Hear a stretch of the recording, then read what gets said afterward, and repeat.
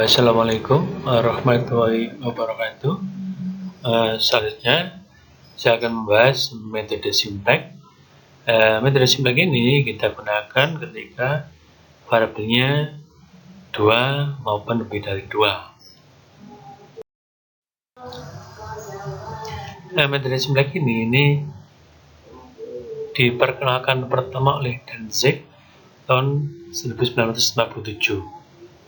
Jadi metode ini adalah penemuan yang cukup besar dalam riset operasi, karena memang riset operasi itu salah satu metode utamanya adalah program linear. Nah, program linear ini ada metode yang dianggap penemuan besar, yaitu metode simplex ini, jadi memudahkan untuk menyelesaikannya. Jadi misalkan saja di matematik itu ada hadiah Nobel, kemungkinan Dantzig akan dianugerahi hadiah Nobel. Cuma sayangnya di matematik Nobel tidak memberikan hadiahnya pada matematisi.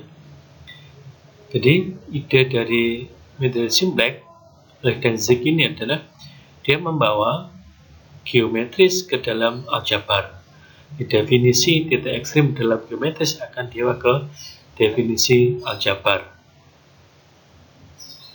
Jadi titik ekstrim dari daerah penyelesaian grafik, yaitu di titik-titik pojok-pojoknya, titik ekstrimnya di daerah visible, di daerah solusinya, maka dia adalah penyelesaian basis dalam pengenalan aljabar dari sistem persamaan. Oke, jadi titik ekstrim di daerah penyelesaian grafik di titik-titik sudutnya itu adalah penyelesaian basis dari sistem persamaannya.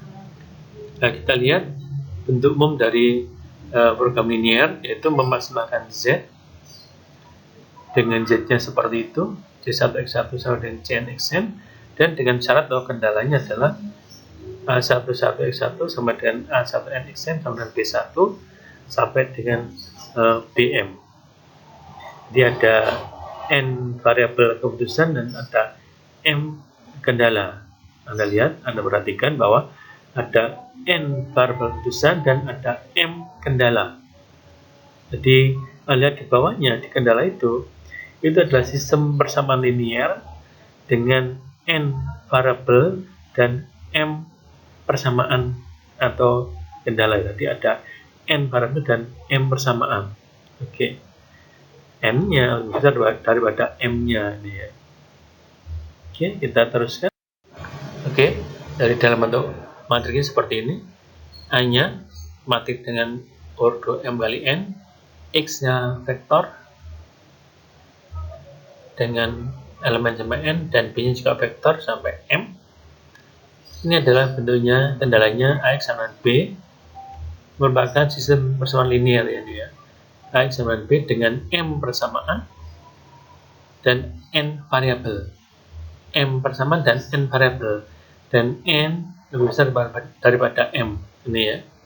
Jadi kalau SPL seperti ini, maka kita punya selisih dari N min M itu variabel bebas.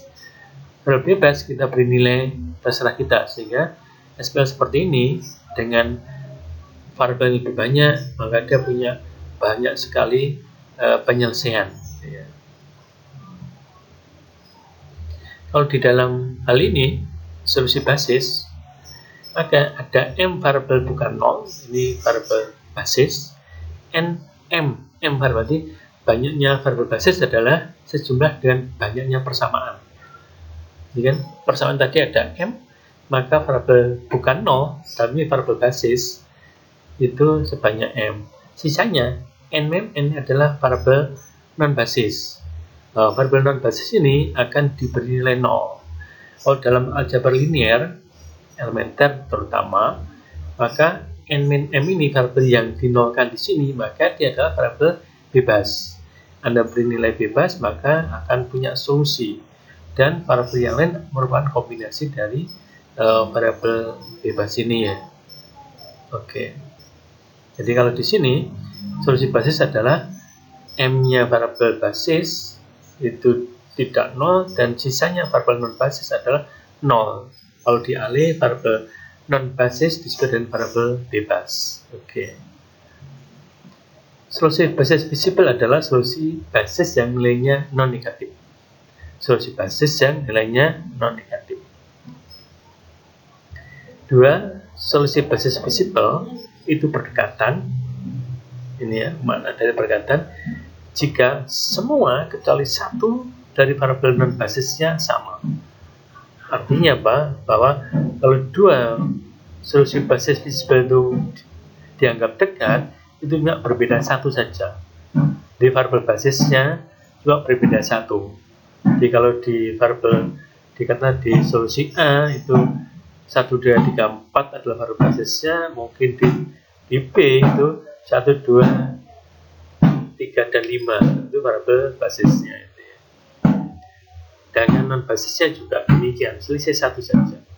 Jadi solusi basis visible ada dua dianggap berdekatan jika berbeda cuma satu variabel saja di basis maupun di non basisnya.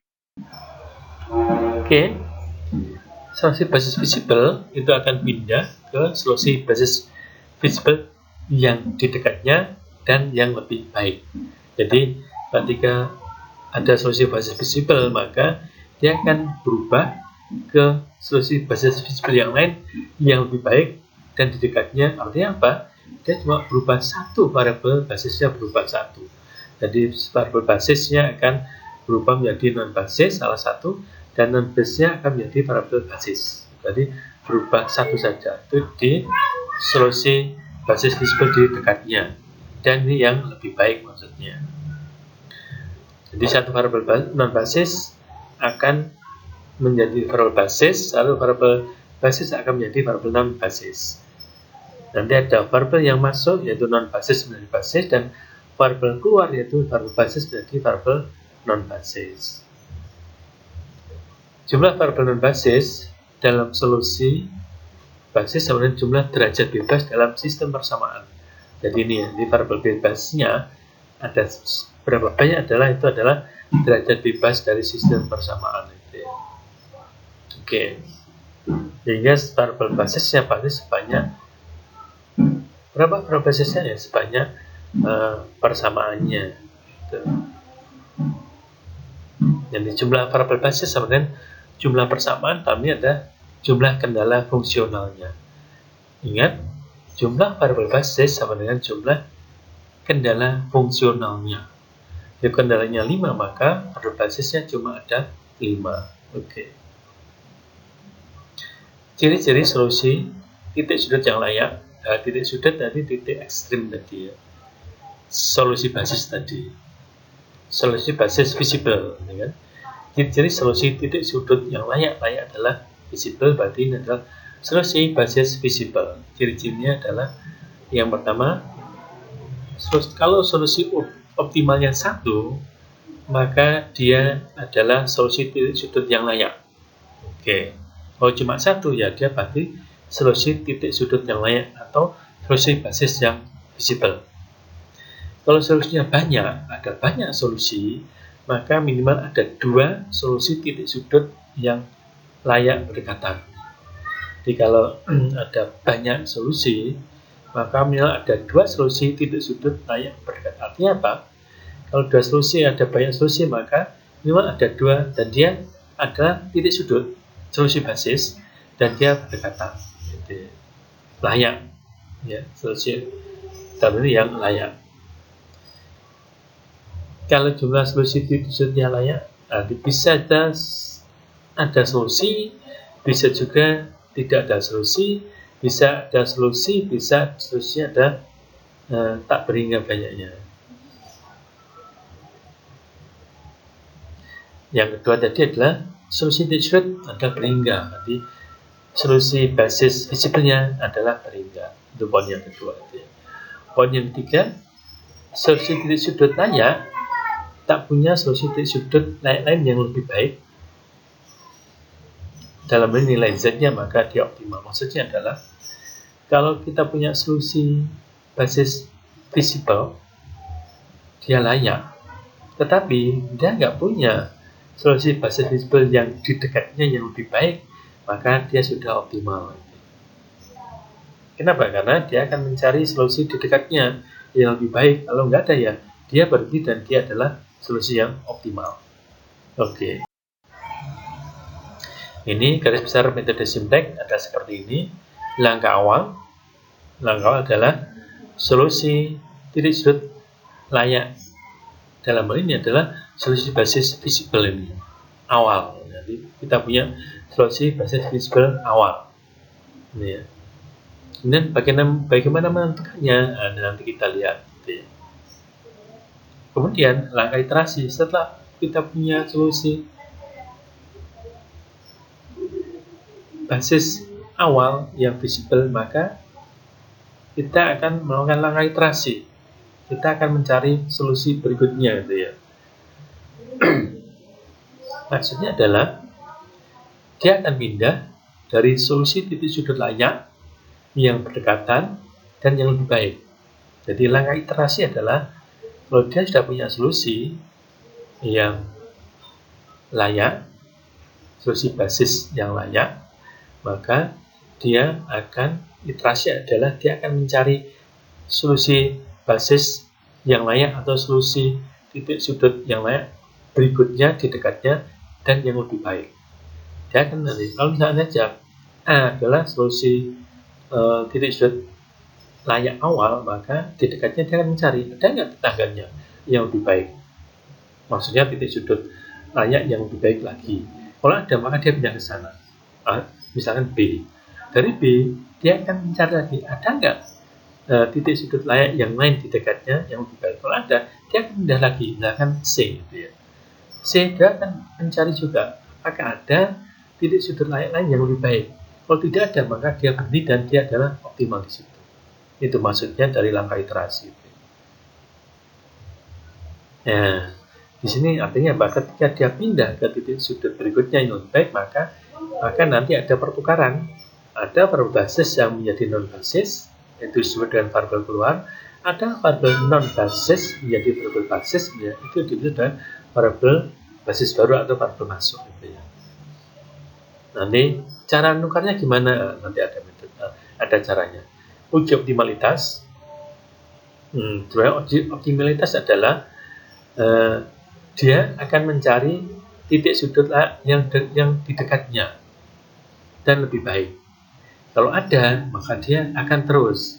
Kalau ternyata tidak ada, maka dia sudah optimal. Ini maksudnya. Jadi titik sudut layak adalah optimal jika tidak ada solusi sudut layak yang berdekatan yang lebih baik. Itu tadi, di iterasi tadi ya. Ada nggak dengan yang lebih baik? Ada, maka dia terus. Ada nggak? Enggak, maka dia berhenti, maka dia sudah optimal. Bagaimana menentukannya? Nah, nanti kita lihat di slide selanjutnya. Oke, selanjutnya kita persiapan metode Simplex. Jadi persiapan metode Simplex ini sebenarnya menyiapkan bahwa nanti ketika kendalanya masih kurang dari sama dengan, kita bakal kendala sama dengan menambah dengan variabel slack, atau mengurangi dengan variabel surplus, atau menambah dengan mengurangi surplus dan menambah dengan artificial. Nah, nanti kita lihat contohnya. Kalau dia sama dengan, maka kita tambah dengan artificial. Oke, kita lihat. Ini persiapan metode Simplex ini persiapan sebelum nanti hasilnya di koefisien nanti kita bawa ke tabel Simplex-nya. Oke, jadi mengkonversi dari kendala pertidaksamaan ke persamaan, dan juga ketika persamaan menjadi persamaan dengan tambahan variabel artificial nanti ya. Kita lihat. Ini misalnya aja ini 3x1 plus 2x2 kurang dari 18. Karena kita bawa ke persamaan, maka harus kita tambahkan di ruas kirinya menjadi 3x1 plus 2x2 plus s sama dengan 18. Maka s ini disebut dengan variabel slack. Ini karena dia menambahkan disebut dengan variabel slack. Cirinya semua variabel slack maupun surplus dan artificial itu sama dengan 0 atau positif gitu ya. Jadi dia non negatif. Nah, bisa juga kondisi adalah 3x1 plus 2x2 lebih dari 18. Maka kalau lebih dari, maka kita kurangi dengan S. Maka S yang mengurangi namanya surplus, jadi mengurangi yang kelebihan. Ini adalah surplus. Dia juga positif atau nol, gitu ya. Nah, kemudian mengubah ruas kanan yang negatif. Karena ini adalah masalah metode simplet primal. Ini metode simplet primal itu ruas kanan harus positif. Ini 18 itu ruas kanannya harus positif. Nah, kalau negatif, maka kita ubah dengan mengalihkan min 1 di dua ruas. Jadi 3x1 min 2x2 lebih dari atau sama min 18, maka kita kalikan dengan min 1, hasilnya adalah seperti itu. Maka ruas kanan menjadi positif dengan tandanya berubah arah, gitu ya.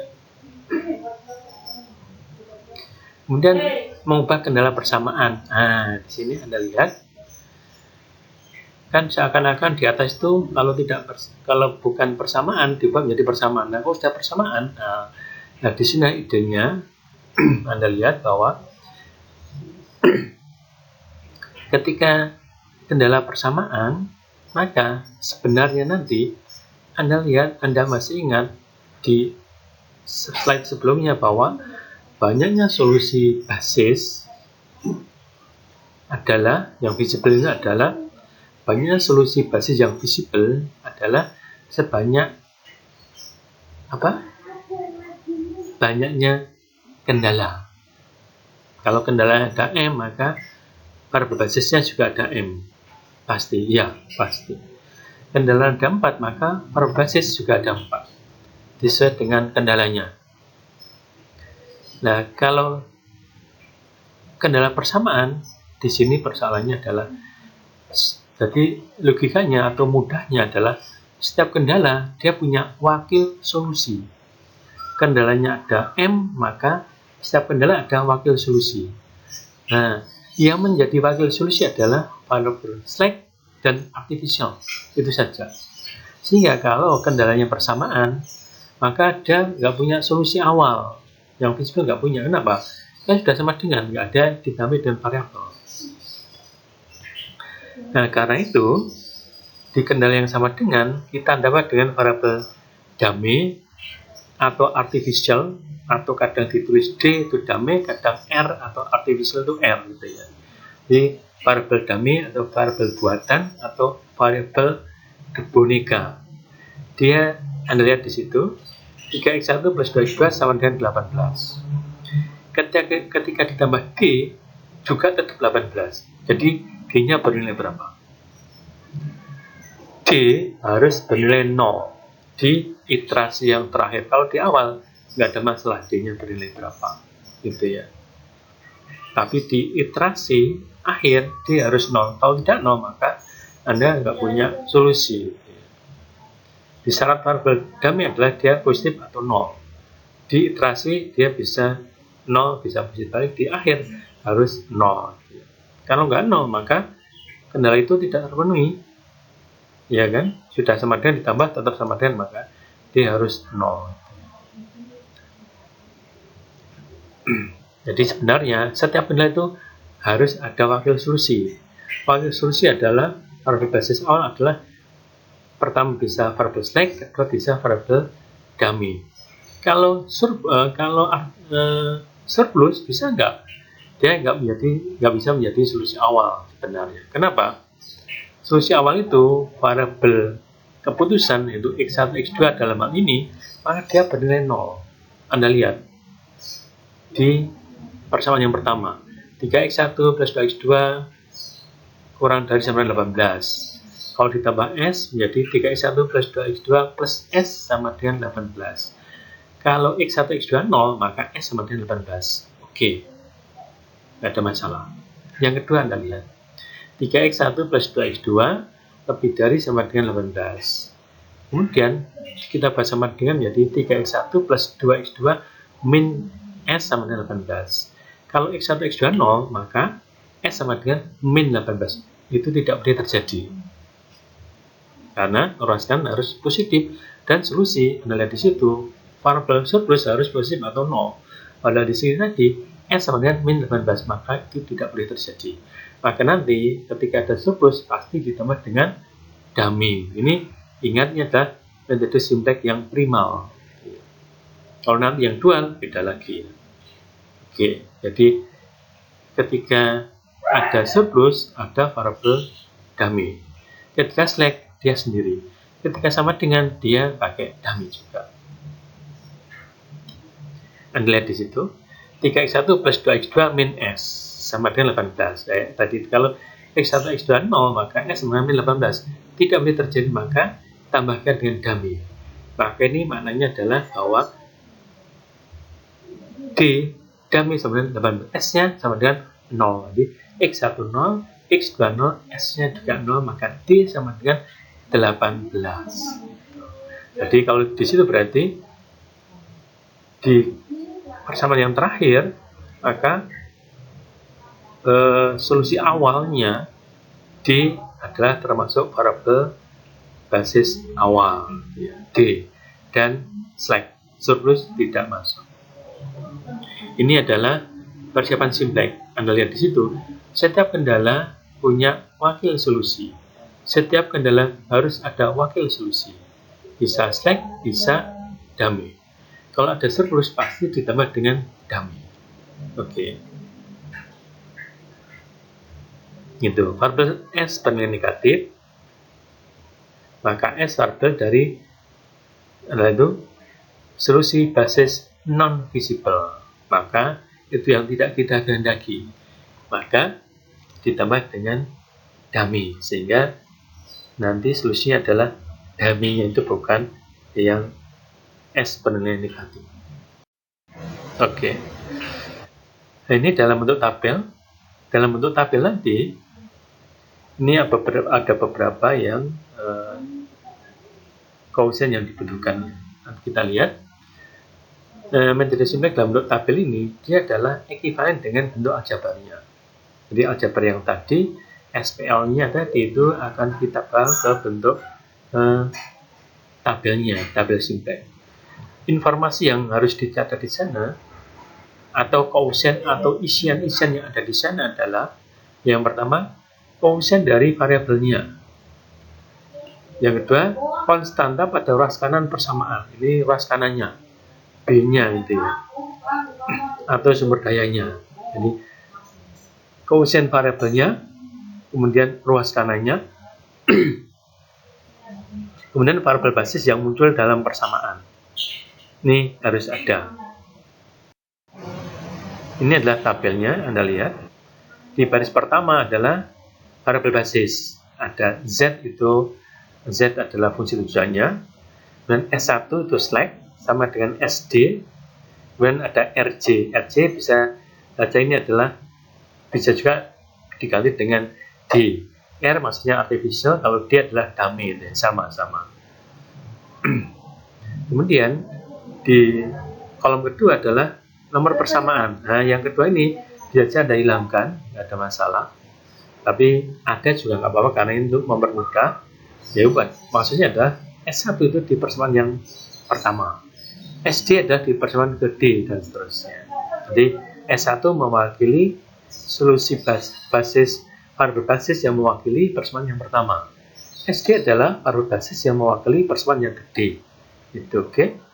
Kemudian kita lihat di header dari matriknya, yang baris pertama adalah koefisien dari, itu menyatakan bahwa itu adalah variabel-variabelnya. Ada Z sebagai solusi, ada X1 sama dengan Xn itu sebagai variabel keputusan, dan ada S1, SI itu adalah variabel slack maupun variabel surplus yang ada, dan RJ adalah artificial. Oke. Dan berikutnya lagi ada ruas kanan dan rasio. Oke. Jadi di kolom Z, kolom X1 sampai dengan kolom R. Kalau di kolom Z isinya cuma bernilai 1 dan 0 itu saja. Kalau di kolom X1 maka isinya adalah pertama di Z. Jadi di fungsi tujuan X1 di situ bernilai min C1. Karena kita bawa ke ruas kiri semua itu ya. Jadi kita bawa ke ruas kiri semua yang ada variabelnya, sehingga nanti Z sama dengan titik-titik itu menjadi Z min titik-titik tadi. Oke, jadi nanti di baris Z itu isinya adalah koefisien dari fungsi tujuan. Kemudian di baris S1 itu adalah koefisien di kendala yang pertama, dan seterusnya sampai ke bawah. Kemudian di ruas kanan nanti isinya ada ruas kanan dari kendala maupun fungsi tujuan, dan rasio itu untuk uji optimalitas. Kita lihat nanti. Nah, persamaan 0 itu maksudnya fungsi tujuan memaksimalkan. Anda lihat di sini, kalau tadi Z sama dengan C1x1 sama dengan Cnxn, kalau sudah kita tambah dengan variabel slack, maka variabel slack koefisiennya adalah 0, maka 0 kalikan S1. Kalau ada surplus juga 0 plus 0 S1. Kalau R itu artificial atau dummy tadi, ketika fungsi tujuannya memaksimalkan, maka kita min NR, karena tujuannya memaksimalkan. Maksudnya adalah ketika dia min NR max, kalau R-nya bernilai 1, maka Z akan bernilai min M, karena M adalah bilangan yang sangat besar. Kalau dia bernilai min M yang sangat besar, berarti dia akan mengecil gitu ya. Berarti kan kontradiksi bahwa memaksimalkan tapi nilainya sangat kecil.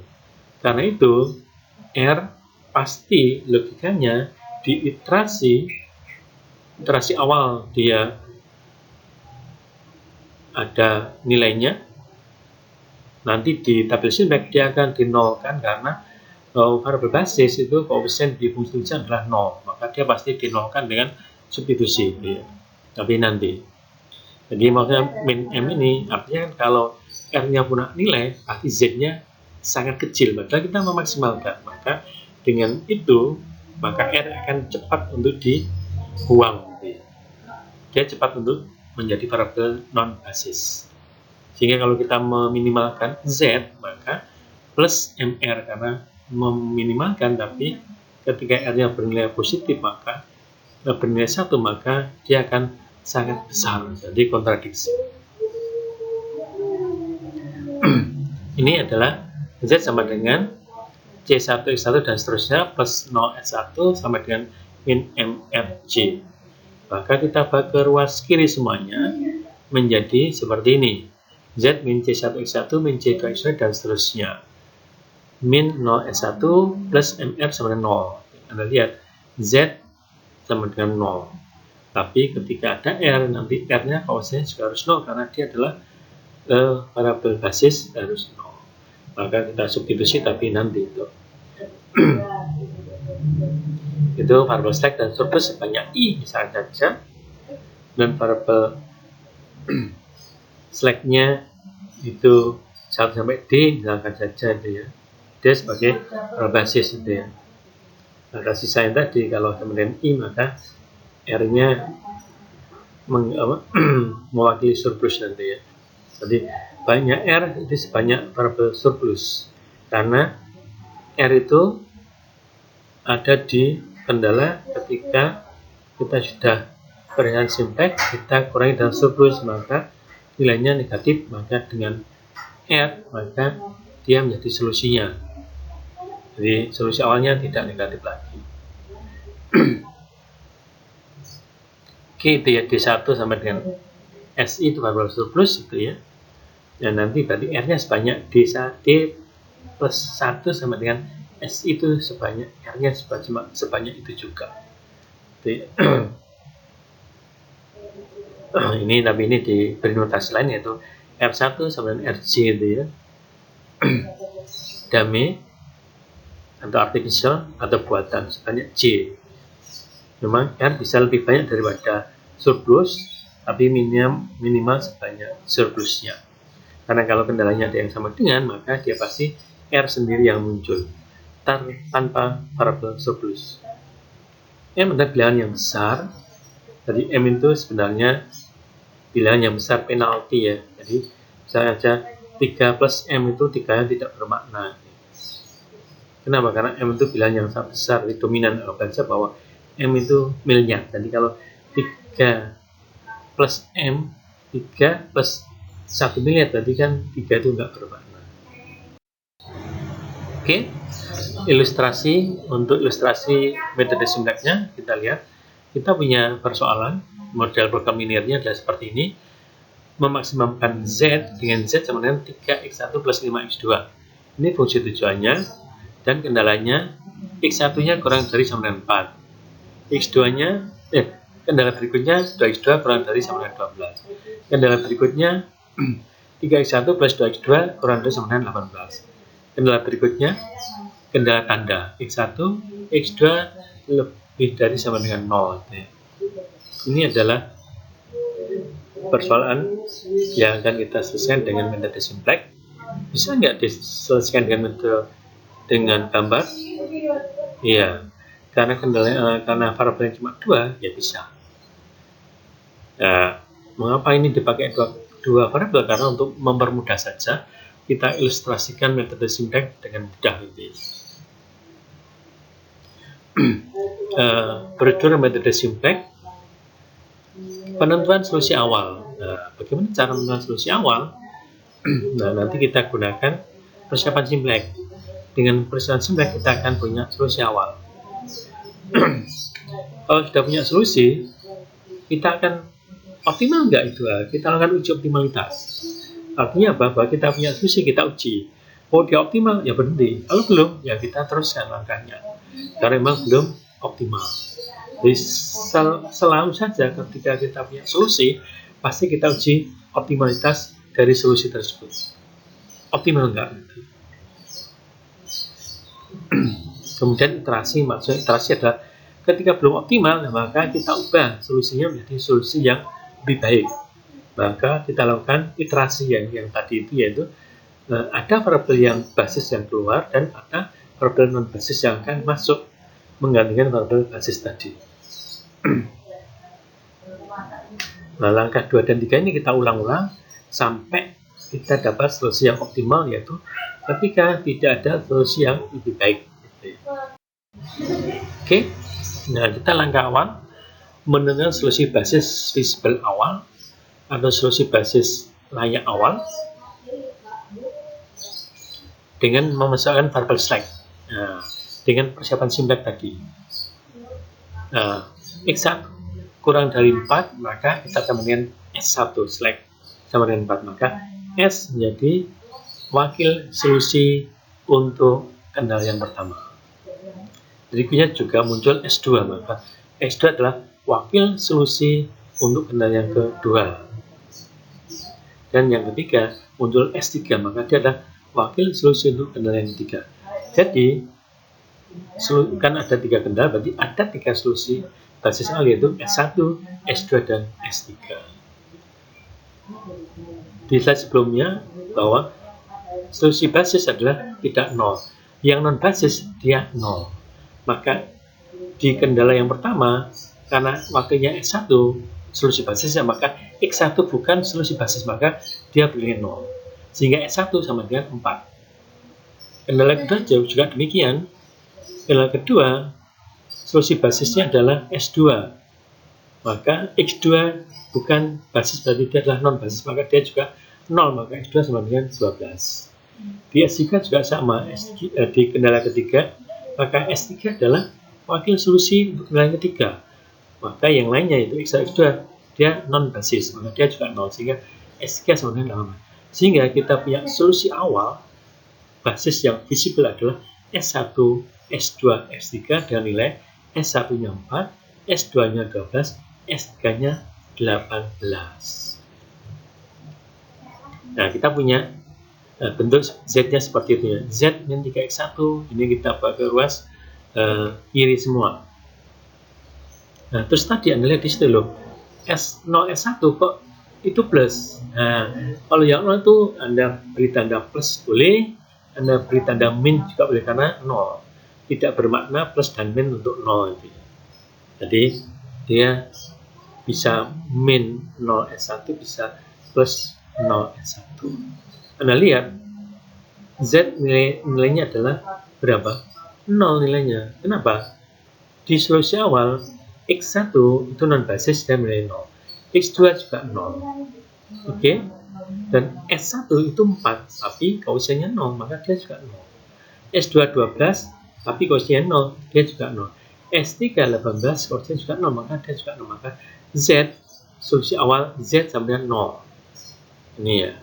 Kenapa? Ya karena semuanya slack. Kalau ada artifisial, nanti berbeda. Tapi nanti kita pelajari di metode Simulek berikutnya. Ini adalah tabel Simulek awalnya, yaitu baris di kolom pertama adalah variabel basis, yaitu S sebagai fungsi tujuan, kemudian S1 Z sebagai fungsi tujuan, dan S1, S2 dan S3 sebagai variabel basis. Di mana dia letaknya? Di nomor persamaan 1, berarti di persamaan 1, persamaan 2, dan persamaan yang ketiga. Oke. Dan di kolom koefisien dari, yaitu Z pasti 1 dan 0 itu ya. Itu Anda hilangkan juga apa-apa. Kolom yang ketiga itu. Nah, di X ini Anda lihat, X di Z itu Anda lihat di atas.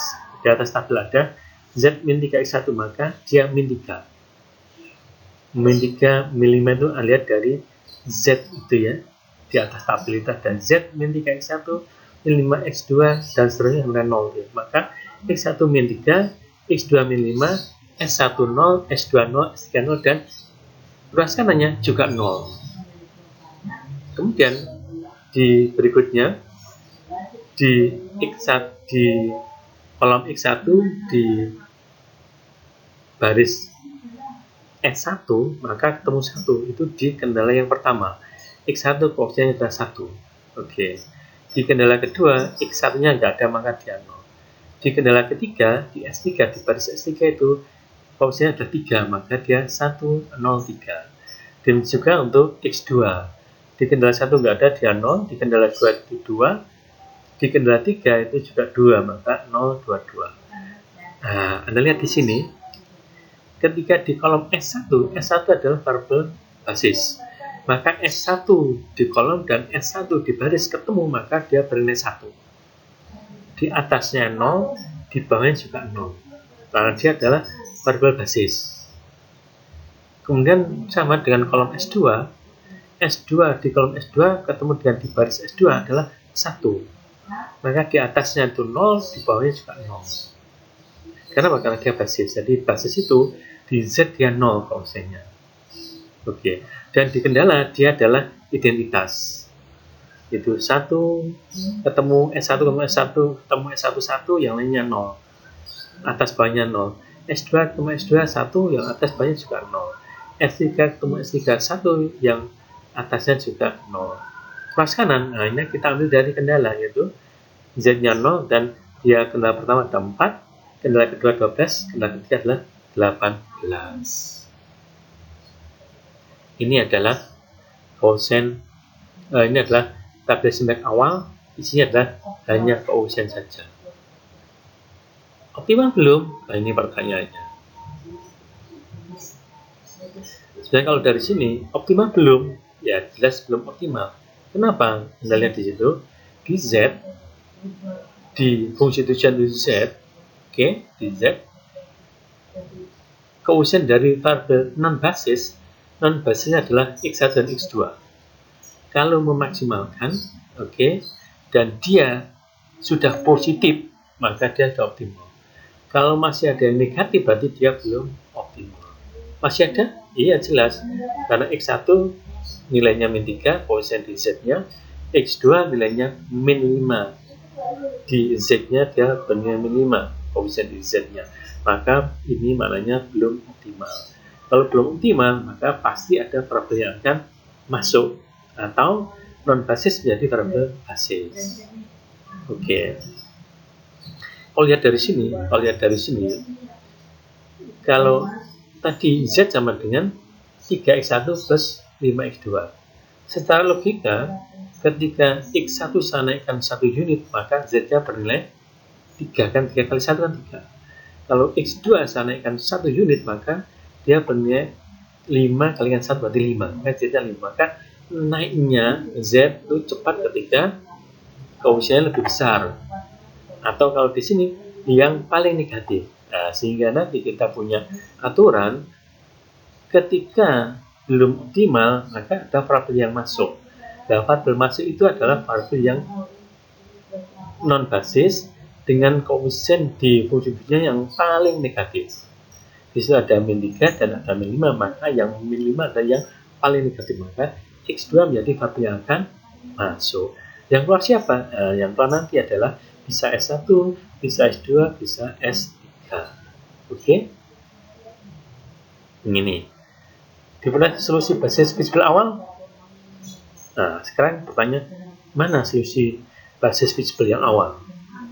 Ya, Anda lihat di kolom pertama, variabel basis berarti solusinya siapa? Ya, S1, S2, dan S3. Nilainya berapa? Ya, S1-nya 4, S2-nya 12, dan S3-nya 18. Itu adalah solusi basis visible awal atau solusi basis layak yang awal. Oke, selanjutnya akan muncul pertanyaan ketika sudah ada solusi. Apakah sudah optimal? Nah, itu pertanyaannya.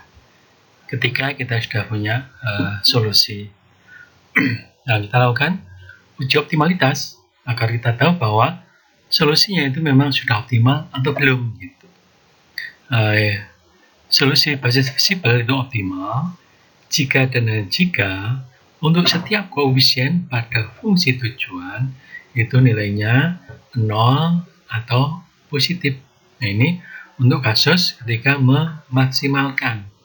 Jadi kalau memaksimalkan koefisien di fungsi tujuan sudah semuanya sudah 0 atau positif, berarti sudah optimal solusinya tadi. Nah, bagaimana dengan persoalan kita? Kita lihat, karena di sana ternyata ada min 3 dan min 5 itu nilai koefisien dari X1 dan X2, sehingga tentu belum optimal gitu ya. Kenapa? Karena masih ada yang negatif, karena ini kasusnya adalah memaksimumkan. Oke? Karena belum optimal, maka kita lakukan iterasi, yaitu seperti yang saya jelaskan sebelumnya. Iterasi bermakna bahwa dari solusi sekarang belum optimal, maka dia akan mencari solusi berikutnya yang lebih baik. Nah, kita lihat di situ, ketika belum optimal, maka kita lakukan langkah iterasi. Iterasi adalah kita akan mencari variabel yang akan masuk. Variabel masuk itu maksudnya adalah variabel non basis akan menjadi variabel basis.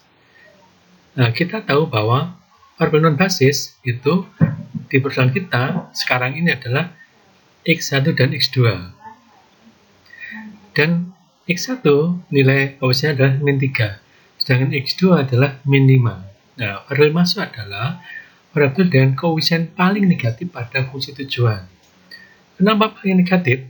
Nah, seperti ini. Tadi Z sama dengan 3X1 plus 5X2. Oke, ketika X1 bernilai 1, maka Z akan bernilai 3. 3 kali 1, 3. Kalau X2 bernilai 1, maka Z akan bernilai 5 kali 1, 5. Jadi, secara logika, X2 akan menaikkan lebih cepat Z daripada X1. Karena itu, maka X2 dipilih. Nah, dalam ini, karena tadi ruasnya dipindah, dia menjadi yang paling negatif. Ya, itu logikanya. Kenapa dipilih yang paling negatif pada fungsi tujuan? Boleh nggak kalau dipilih yang X1? Boleh saja. Kalau Anda pilih X1, maka bisa terjadi iterasinya lebih panjang atau sama dengan. Nanti ada dua kemungkinan, iterasi lebih panjang atau iterasinya sama saja. Tentu kita ingin yang lebih cepat selesai. Oke?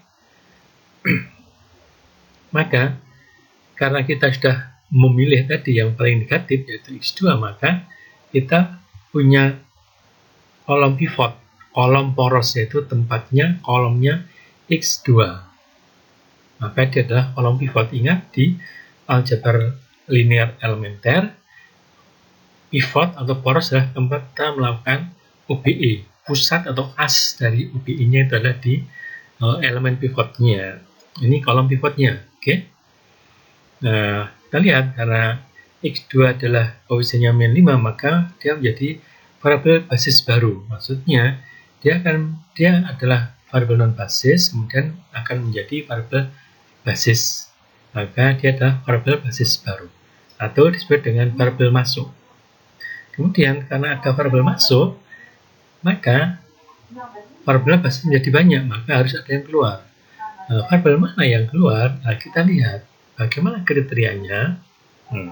Yang pertama, pilih koefisien yang nilainya positif pada kolom pivot. Jadi di kolom X2 tadi, kira-kira mana saja yang nilainya positif koefisiennya.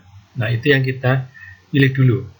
Nah, kalau kita lihat bahwa di baris yang kedua dan ketiga itu dua-duanya adalah positif, yaitu dua-duanya bernilai 2. Oke. Setelah itu, nah, kita akan membagi ruas kanan dengan koefisien di atas pada baris yang sama. Maksudnya, ruas kanan tempatnya solusi itu akan kita bagi dengan nilai yang tadi, koefisien di kolom pivotnya. Nah, kita lihat di ruas kanan itu nilainya adalah di kendala yang kedua adalah 12, di kendala yang ketiga adalah 18, sehingga kita bagi, kita punya 12/2 dan 18/2. Kenapa yang kendala pertama enggak? Karena nilainya adalah 0, maka tidak boleh sebagai pembagi. Yang boleh sebagai pembagi adalah yang bernilai positif. Nah, kita lihat di situ, nilainya adalah 6 dan 9. Maka masuk adalah rasio, ini adalah rasio, yaitu antara ruas kanan atau baris kanan, atau kolom yang paling kanan, right hand side, dan nanti di sisi kanan, di kendala itu, atau solusinya itu, dibagi dengan elemen di kolom pivot yang positif. Kemudian kita pilih rasio yang paling kecil, yaitu kita akan dapat baris yang kedua, yaitu 6, akan menjadi baris pivot. Oke, kita lihat selanjutnya. Nah, persamaan dengan rasio terkecil itu adalah lokasi variabel keluarnya. Rasio terkecil tadi, kita punya 12 bagi 2 dan 18 bagi 2, sehingga yang terkecil adalah yang 6 dan 9, kita pilih yang 6. Maka lokasinya itu adalah variabel keluar dan dia disebut dengan baris pivot. Nah, tadi 6 dan 9, maka baris yang kedua atau kendala yang kedua akan menjadi baris pivot. Maka solusi yang mewakili kendala yang kedua yang tadi, yaitu S2, akan menjadi variabel yang akan keluar. Jadi yang masuk adalah X2, yang keluar adalah S2. Ini ya, variabel yang keluar adalah S2. Maka pertemuan antara baris pivot dan kolom pivot itu adalah elemen pivot. Nah, elemen pivot ini menjadi asnya yang akan kita lakukan nanti OBE, operasi baris elementer. Maka elemen pivotnya nanti ini menjadi asnya, menjadi yang akan merubah baris-baris yang lain, baik di atasnya maupun di bawahnya. Jadi, kita lihat tadi, variabel keluarnya adalah S2, maka posisinya adalah dia baris kedua, kolom kedua. Nilai 6 itu. 6 kan di sana. Nah, sehingga nanti kita akan punya baris kedua kolom kedua adalah elemen pivot.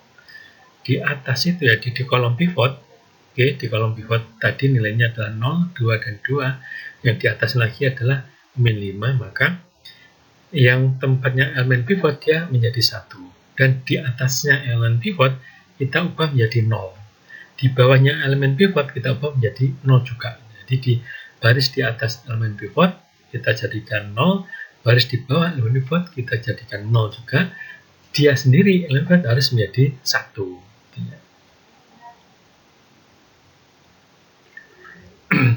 kita lihat X2 adalah variabel basis baru yang masuk dan menggantikan variabel S2 yang akan keluar. S2 variabel basis yang keluar menjadi variabel non basis baru. Jadi tempatnya S2 di kolom yang pertama akan ditempat oleh X2.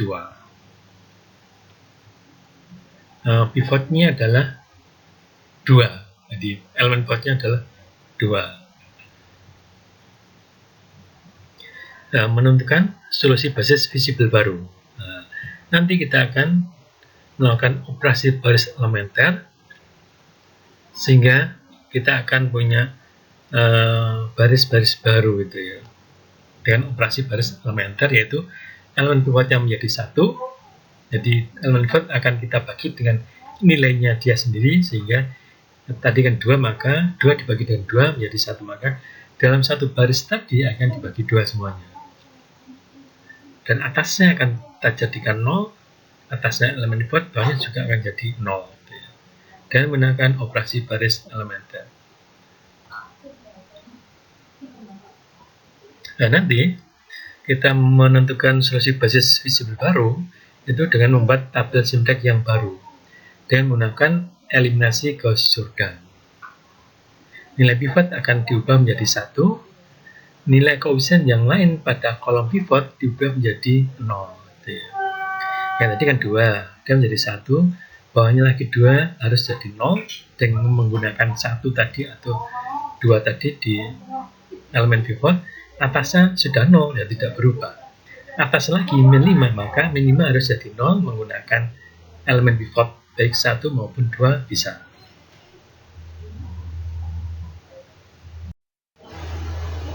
Nah, kita lihat di sini. Ini adalah tabel Simteknya.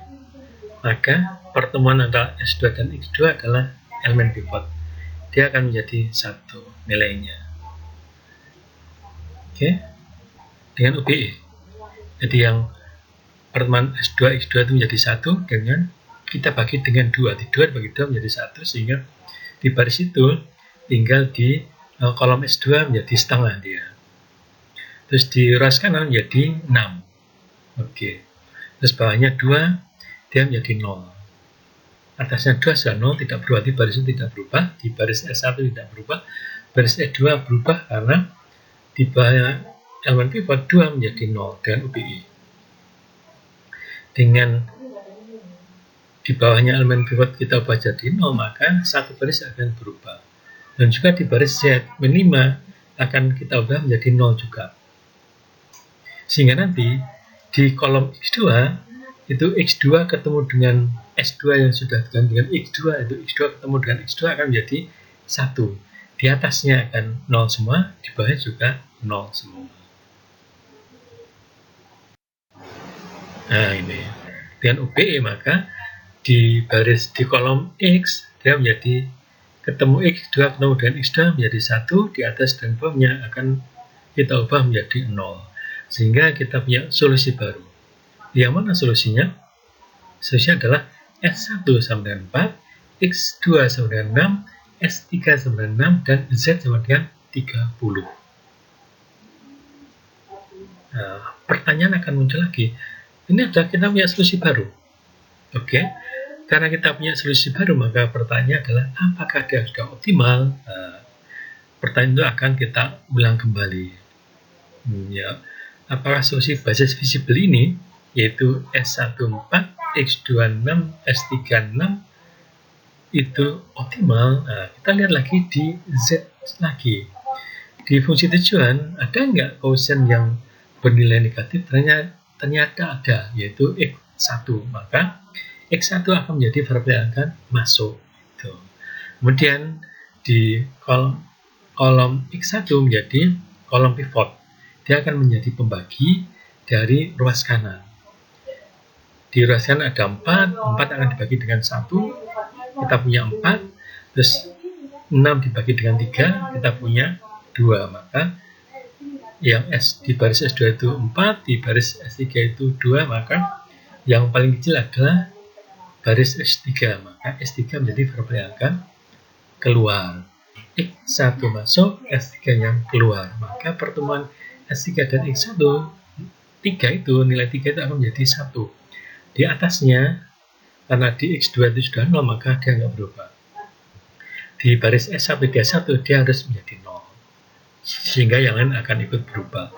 Di baris Z, min 3 akan menjadi 0. Maka yang lain akan berubah. Kenapa 0? Karena dia adalah variabel basis. Nah, analog dengan sebelumnya, berarti dia belum optimal.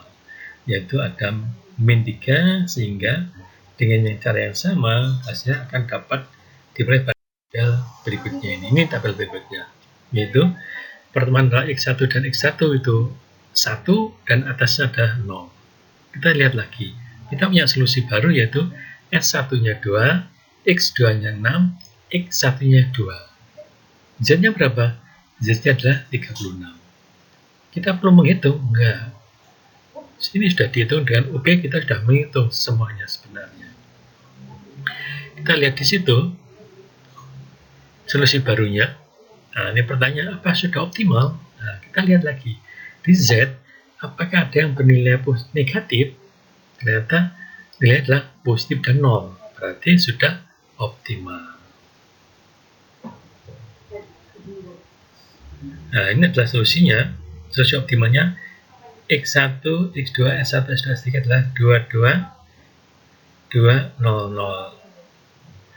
Solusi optimal masalahnya yang ada S2-nya adalah solusi metode Simplex-nya ya. Kemudian yang soal solusi optimal dari masalah adalah X1-nya 2, X2-nya 6, dan Z-nya 36. Oke. Maka kita punya solusi yang sudah optimal dari model program linear yang tadi. Oke. Selanjutnya, kita bisa melakukan analisis sensitivitas. Analisis sensitivitas itu apa kira-kira? Anda masih ingat? Analisis sensitivitas adalah ketika kita sudah punya solusi yang optimal. Yang tadi kan, kita sudah punya solusi yang optimal. Kemudian kita akan melakukan bagaimana kalau saya ubah koefisien di fungsi tujuannya, atau di ruas kanannya, atau di koefisien di kendalanya. Nah, itu. Tapi dengan metode Simplex, nanti kita bahas sederhana ya, karena kita nanti akan lebih detail di analisis ketika kita menggunakan metode Simplex yang direvisi. Lebih menarik karena semuanya kita lakukan perubahan itu di koefisien fungsi tujuan, kemudian di ruas kanan, kemudian di koefisien di kendalanya gitu ya. Bisa nambah kendala baru, bisa kita tambah variabel baru gitu ya. Tapi di metode Simplex yang direvisi setelah UTS nanti. Kalau yang ini tidak nih ya. Ini cuma ruas kanannya mungkin gitu ya. Kayak ruas kanan dan ini koefisien di fungsi tujuan yang kita lakukan perubahan. Kita lihat. Di tabel Simplex tadi, kita punya informasi yaitu penelitian optimalnya. Kemudian status sumber dayanya. Maksudnya, kan tadi kan ada S2. Ya kan? S1 atau S2O. S1 tadi ya, yang dia punya nilai. Kemudian harga dual. Nah, seperti di materi sebelumnya, yaitu dengan grafik, kita kenal dengan harga dual. Dan pengurangan biaya, sensitivitas penyelesaian optimal. Nah, ini ada beberapa ini ya. Satu price itu bisa atau harga dual, atau satu price harga bayangan. Itu adalah ketika sumber daya kita naikkan gitu ya, dengan batas tertentu, maka kita tahu kecepatan dari laba atau biayanya, perubahannya naik atau turun seperti itu. Oke. Penyelesaian sudah optimal. Oke, kita lihat status sumber dayanya. Sumber daya melimpah itu maknanya adalah batas sumber dayanya, batasnya itu kapasitas yang tidak dihabiskan. Itu berarti variabel slack-nya itu bernilai positif. Jadi ketika variabel slack bernilai positif berarti sumber daya tidak dihabiskan, maka disebut dengan sumber daya yang melimpah. Sedangkan sumber daya langka itu ketika variabel slack-nya bernilai 0, jadi dia 0. Jadi yang misalkan aja 3x1 plus x2 kurang dari 8, berarti kan ditambah slack. 3x1 plus x2 tambah slack sama dengan 8, tapi slacknya itu 0, maka memang habis gitu ya. Jadi digunakan oleh dua variabel keputusan tadi nilainya, nilai sumber dayanya tadi oleh produk itu ya. Kalau kita lihat sumber daya di pabrik 1 itu slack satunya bersama dengan 2, slacknya adalah sama dengan 2, maka status sumber daya adalah melimpah. Kenapa? Karena masih ada sisa 2 unit di pabrik 1. Kalau di pabrik 2 dia bernilai 0 slacknya, maka langka, jadi pas semuanya dipakai. Dan juga untuk pabrik yang 3 nilainya adalah 0 variabel slacknya, maka dia adalah langka kan dihabiskan. Sedangkan satu price atau harga jual itu adalah nilai unit sumber daya yang ada di persoalannya itu ya. Jadi kalau kita lihat dari grafik, sebelumnya kita sudah menyelesaikan persoalan dengan menggunakan grafik, maka kita punya informasi ini. Y1 itu dia sama dengan 0. Jadi satu price-nya dia itu 0. Maka per unitnya barang 1, maka kalau dia dinaikkan, maka Z tidak berubah. Gitu ya, satu price-nya. Beda dengan Y2.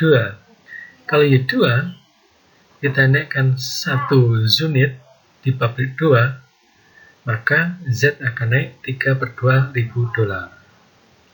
Kalau Z3 kita naikkan per unitnya itu 1 ton misalkan, maka kita punya informasi bahwa Z-nya akan naik 1.000 dolar. Jadi ini adalah set price ketika kita menggunakan grafik gitu ya, yang sudah kita coba kemarin. Itu Y2-nya adalah 3/2.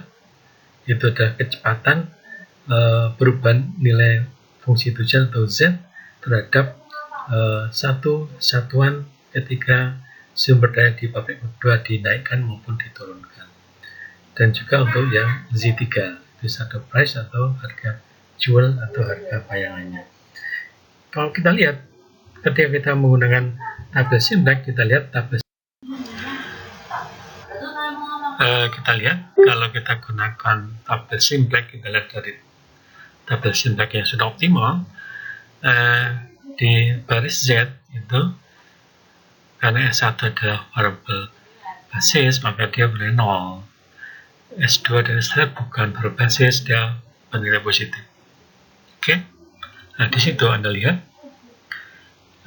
S2 itu bernilai 3/2 koefisiennya. Ini adalah satu price, maksudnya adalah ketika dinaikkan di kendala yang kedua dinaikkan 1 unit, anggaplah 1 ton, maka Z akan naik 3/2 ribu dolar sesuai dengan satuannya. Dan juga untuk S3 bila dinaikkan 1 ton, maka Z akan berubah 1.000 dolar. Z nilai Z-nya itu satu price-nya. Kita lihat harga jual itu adalah koefisien di fungsi tujuan yang optimal dari variabel basis awal. Itu kita punya S1, kita punya S2, kita punya S3. Solusi basis awal adalah slack. Maka kita lihat koefisien di variabel slack-nya. Gitu ya. Jadi ketika S2 kita ubah dari 0 menjadi positif pasti kan. Kalau dari 0 menjadi positif. Maka Z berubahnya adalah dengan kecepatan yang konstan, yaitu 32.000 setiap kapasitas sumber daya dinaikkan gitu ya. Jadi perubahan kapasitas pabrik 2, sumber daya 2 itu dinaikkan 1 unit atau 1 ton, maka Z akan naik 3/2. Kita lihat itu 2x2 plus s2 sama 12. Kalau 12 dinaikkan menjadi 13 tergantung dari sejauh mana dia bisa dinaikkan, sehingga kita tahu laju nilai z-nya tetap 32 itu konstan nanti. Maka harga jual dari pabrik itu adalah 3/2 ini. Jadi kalau dinaikkan maka z akan naik 3/2. Kalau untuk bagaimana efeknya sehingga kita tahu seperti itu ya, kita nanti ketika kita bahas analis sensitivitas ketika kita merubah di ruas kanannya gitu ya. Kita akan mempengaruhi optimalitas. Oke, setelah UTS nanti ada materi simbol yang diresi. Ini kemudian berkaitan dengan analis sensitivitas. Oke, terima kasih.